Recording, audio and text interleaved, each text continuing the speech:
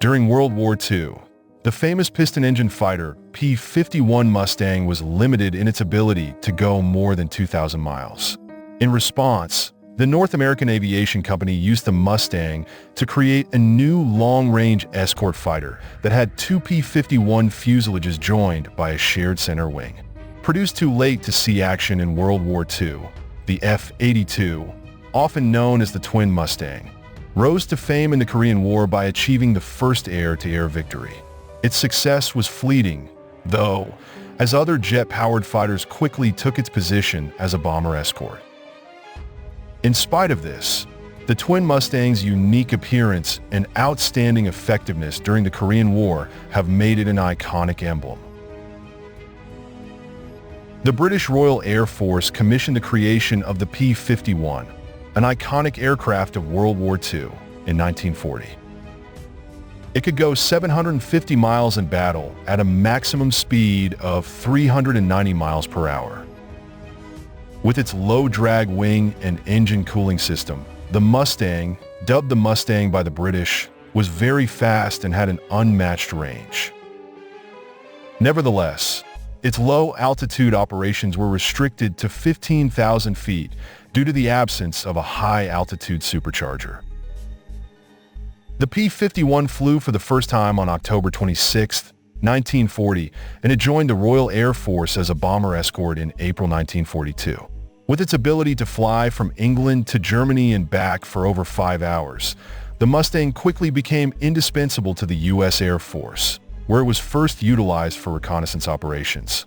Originally used as escorts for Allied bombers, the P-51 Mustangs quickly proved their supremacy in a wider role. In a preemptive fighter sweep, they were dispatched ahead of the bomber groups to intercept the Luftwaffe. The Mustangs handily outclassed the German FW-190 bomber destroyers that they sent in retaliation. The Bf-109 outperformed the Mustang in this duel.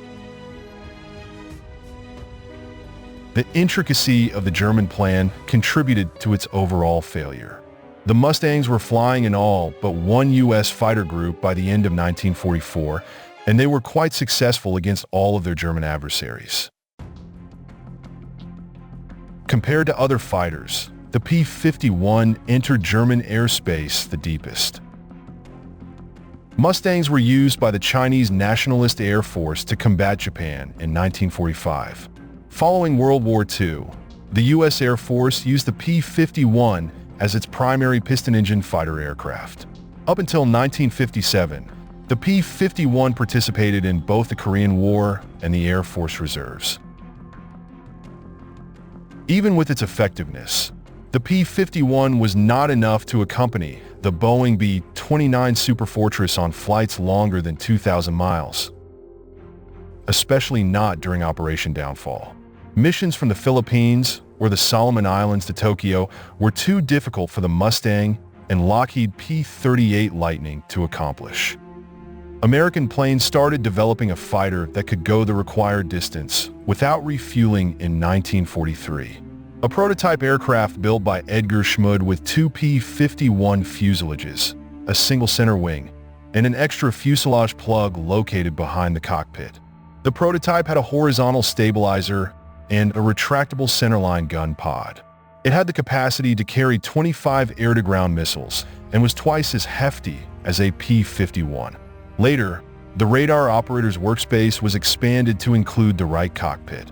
The P-82 was a formidable aircraft with a combat range of over 1,600 miles and the ability to travel over 2,300 miles at 475 miles per hour thanks to its British Rolls-Royce Merlin engines. With an operating ceiling of 40,000 feet, its twin Mustang allowed it to maintain close proximity to bombers. A modified P-82 known as Betty Joe broke the record in 1947 when it traveled more than 5,000 miles between Hawaii and New York without stopping to refuel. Flying the Devil aircraft might be perplexing for pilots who, as author Alan Carey puts it, felt a psychological discomfort of the impending doom of the mid-air collision when they caught sight of the co-pilot/radar operator's fuselage out of the corner of their eyes. North American Aviation continued to produce 250 twin Mustangs for the U.S. Air Force.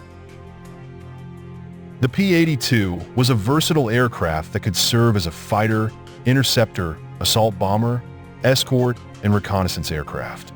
But after the atomic bombing of Japan and the conclusion of World War II, its intended purpose was abandoned. The Tupolev Tu-4, a Soviet bomber reverse-engineered from the B-29 Superfortress, increased tensions owing to the Berlin airlift and the fear of a Soviet nuclear assault from the air in 1947, which led to the Soviet Aviation Day parade and a second chance for the P-82. Although development delays were common, the U.S. Air Force needed fighter planes that could conduct long-range missions in any weather. The XF-87 Black Hawk project was shelved in 1948, while problems with the P-89 Scorpion caused its production to be delayed until 1952. To close the gap and intercept the Tupolev, the twin Mustang was required. The aircraft was assigned to the 325th Fighter Group of the Air Defense Command on June 11, 1948, after the Air Force reclassified it as a fighter, F-82, from P-82 for pursuit. At Washington's McChord Field Air Base, the squadron stood by to escort long-range bomber raids against the Soviet Union. The twin Mustangs saw action in the Korean War after F-82, based in Japan, received word of North Korea's invasion of South Korea. Air crews verified the incursion by conducting reconnaissance flights above the 38th parallel. This was the United States' first air combat operation of the Korean War. The American residents in the direct route of the invasion were evacuated the next day when C-47 and C-54 transports were covered by twin Mustangs. The F-82s and 5 Soviet aircraft went to battle. Tasked with providing ground support against North Korean operations during the Korean War, the F-82 squadron flew 35 combat missions in 5 days. Their greatest victory came on July 10, 1950, when a squadron demolished a bridge in Pyeongtaek and absolutely destroyed all enemy ground forces, including 7 tanks, 117 vehicles, and people carriers. The first air-to-air victory went to the twin Mustangs, who also destroyed 3 North Korean airplanes. Although many of them sustained damage during raids, the F-82 was successful in attacking ground targets. Due to the aircraft's short combat service life and conclusion in 1947, the U.S. Air Force suffered a lack of spare parts. Although the 2 Mustangs were thought to be enough for ground support, there was a dilemma because there were no replacements or spare parts available. Combat ground duties were taken over by new aircraft such as the F-51, F-80, and F-84 in October 1950, while air-to-air combat entered the jet age with the advent of the MiG-15. Relegated to meteorological and reconnaissance duties, the twin Mustangs played a vital role in keeping tabs on enemy movements. The superiority of jet fighters restricted the F-82's usage, even though they served during the Korean War.